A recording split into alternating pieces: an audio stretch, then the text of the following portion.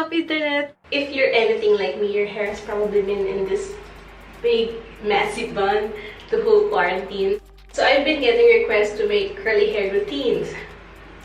Okay, the problem is, I am out of my hair products. Right now, since lockdown tayo, we're in quarantine, I am running out of products, of hair products. And if you don't have curly hair, you don't know the struggle. Kasi sobrang daming products na ginagamit to make it look good. Kind of good, in my case, kind of good. So I decided I think it's the perfect time for me to make a no-product curly hair routine. So this is the routine that I do this lockdown because, like I said, I'm out of products. Tapos, ito na yung ginagawa ko even before because I think our hair needs a break then.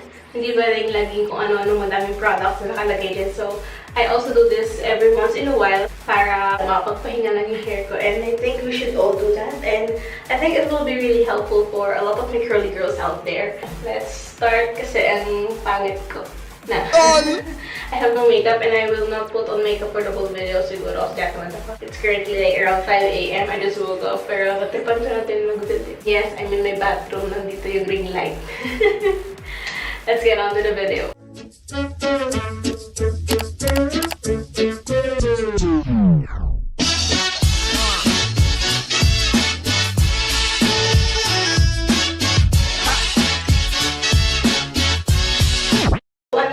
Curly hair routine is just basically composed of your shampoo or your conditioner or even your deep conditioner, and that's basically it because those are the basic like shower essentials. If you do have curly hair, you understand that it's not the only thing that you need.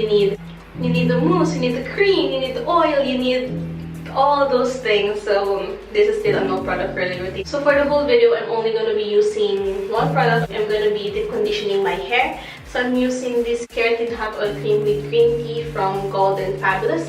I got this from Watson's before mag-lockdown. As of the moment, ito na lang yung meron akong like deep conditioner. So I'm gonna be using this. If you don't have any deep conditioner left, you can use your usual conditioner.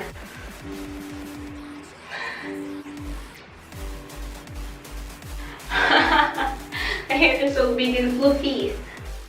Start by jumping into the shower and get your hair wet. I use a wide tooth comb to detangle para walang mga knots and tangles when you're in the shower. Start in the bottom para mas hindi masakit. Get a generous amount and lather onto your hair. I start at the bottom and then I work my way up.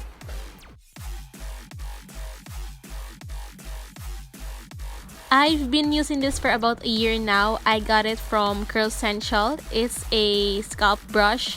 It helps get rid of buildup and also promotes hair growth. And sobrang sarap lang talaga ng feeling niya pag i-massage mo siya. So I really recommend it. Check it out sa Curl Essential sa IG. And they also have a website, curlessential.com. I clip my hair up, put it in a shower cap, and we wait. Many minutes later. And I'm out of the shower. Hey, Mama.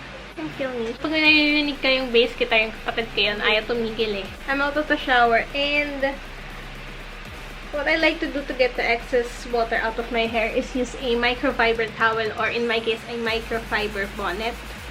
Ito. Nabili ko to sa Miniso. Sa Miniso, and this is what I use to get the excess water out of my hair. So what I like doing is i-detangle ko yung hair ko.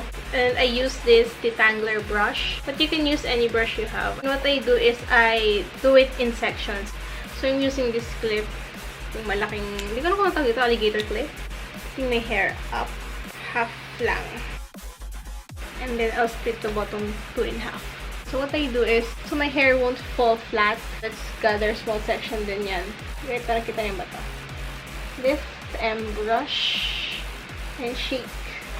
And lalabas yung natural curl pattern niya. Lift, brush, and shake. I know, nagpo-form yung curls.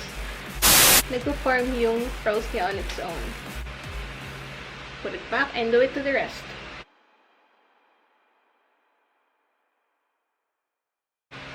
Another thing you can also do is finger coiling. So, para mas define lang yung curls. Since di tayo gumagamit ka ng products, mahirap mag-hold yung curls. So, what I like to do is finger coil. So, pina-follow ko lang yung natural curl pattern niya na na-form na. And twist sa direction na yun.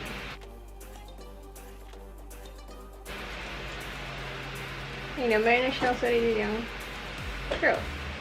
And scrunch it up. Ayan. Very defined. And you can do that to your entire head if you want.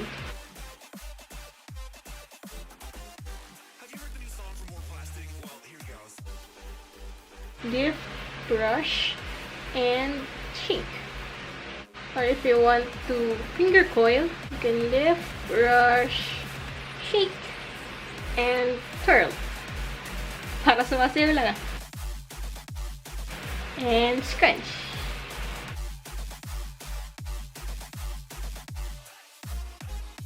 When you're done with that section, baba mo na hair mo and make another section. Tatlong section yung ginagawa ko para lang, wala lang, tip ko lang. And I'll do the same ulit.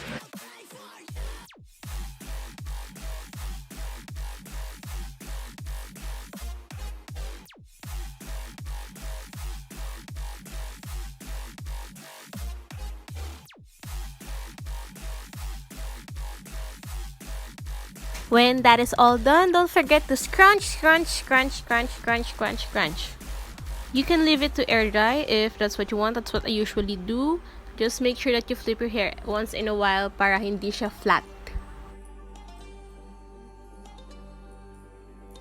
If you do own one, you can also use a diffuser. I'm not quite sure how to use it yet. I haven't mastered it yet. Pero I start by making sure that my roots are dry. I'm usually just hovering above it, and then when I do touch it, I use it to lift my roots up. And when it's all okay naman na, I do that thing that I see sa mga YouTube videos lagi on how to diffuse your hair. Ayan, yung kina-scrunch up mo. And yeah, I really think it helps naman. Shake your hair gently to loosen it up, and I think we are good to go. This is an optional step, but you can also use a hair pick that I also got from Curl Essential. It helps give your hair more life and volume at the top para mas cute lang, mas bet kayong ganung look eh. Napansin ko pag hindi ako gumagamit ng product sa hair ko, mas less yung definition niya and mas more yung frizz, but mas soft siya and I think it has more life, mas lightweight yung feeling niya and I still like it kahit walang products. I have 2C, 2-3A, 3B curl type, but it's wavier than curly pag walang products.